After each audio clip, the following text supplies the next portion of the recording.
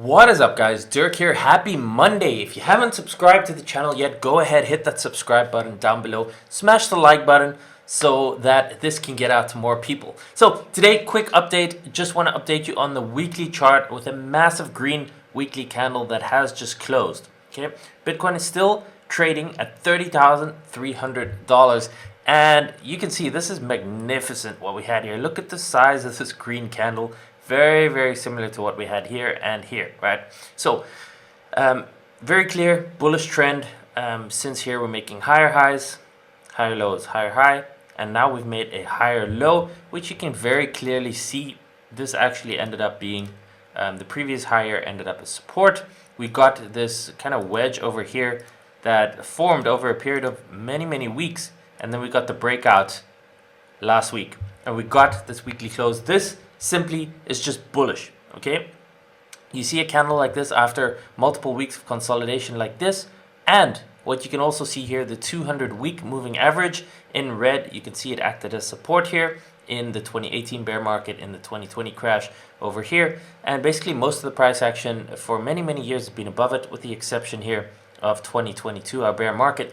And we broke above it here with this big green candle in March, and then we kind of got the correction, kind of retested it, kind of we're hinting that we were going to break down below it, a bit of a false break here, and then smash up. So what we have here right now is very simply the price action on the weekly chart is in full-blown bull market territory, because when the price of Bitcoin is above both the 50 moving average here in blue and the 200 in red, that is when the parabolic moves to the upside happen. This is the best position for the price to be in for bullish continuation.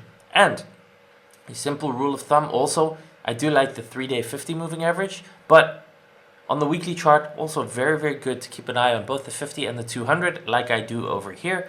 And as long as we're above both of these, as long as the price is above there, it's quite simply bullish, okay? And the trend is your friend until the end. Don't try and fight the trend until we get a new close, or maybe on lower time frames you can get a quicker invalidation, but on the weekly, until we get a new close here below this 200-week moving average, so below 26.4, we are simply bullish, and the targets are higher. Okay, we're looking at this high over here, about 32.5. That is the obvious first initial target, but there is also a CME gap at 35,000.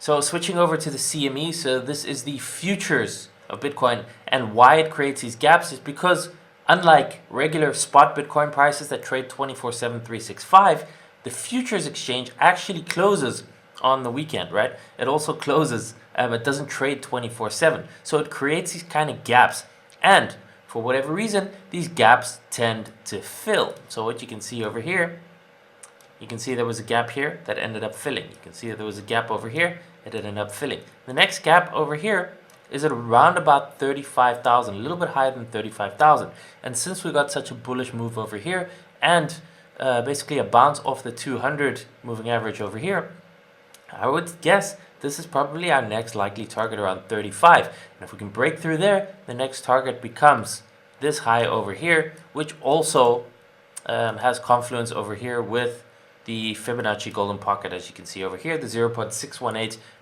retracement. So far it is looking good. I do think there's a decent chance we continue higher over the coming weeks. And yes, short term, I do know we could have a bit of a pullback, but maybe not, right? At this point, look at this candle over here.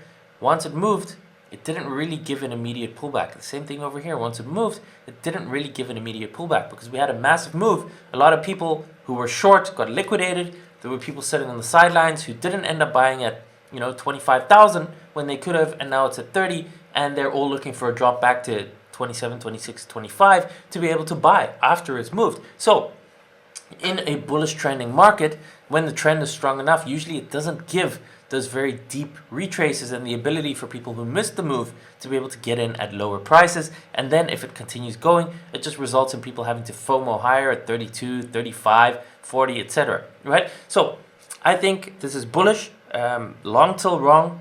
As long as we're above these moving averages, the price is likely to continue higher with these targets that I've mentioned.